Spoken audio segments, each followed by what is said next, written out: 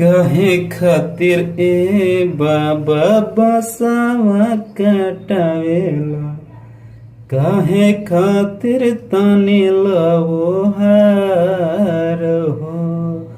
अरे कहे खातिर ए बाबा मड़ावा छावावेला, काहे रोवेला असुआ ढार हो।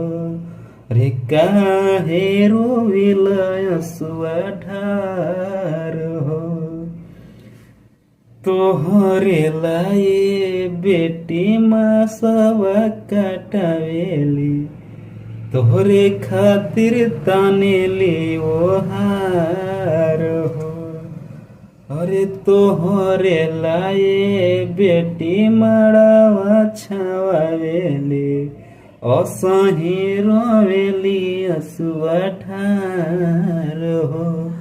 अरे असही रोवेली असुआ ढार हो। काहे खातिर ये बाबा भेजता र दोसर घरवा, मनवा न लगी हमार हो। अरे के दिहे ये बाबा भर लोटा पनिया, अरे के करिहे सेवा तोहार हो। विधान के बेटी विधि बनावल, रोव जोनी तुहू असुआ ढार हो।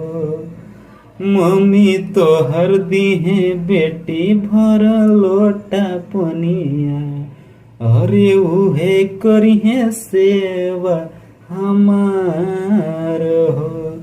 अरे उहे करिहे सेवा हमार हो। कि हम रहनी बाबा चोरनी से चटनी, कौन बाटे गलती हमार हो। कि हम रहनी बाबा चोरनी से चटनी, कि कौन बाटे गलती हमार हो। कि हम सब बीचे पगरी गिरवले, कि के करा के गनी बाबा हार हो।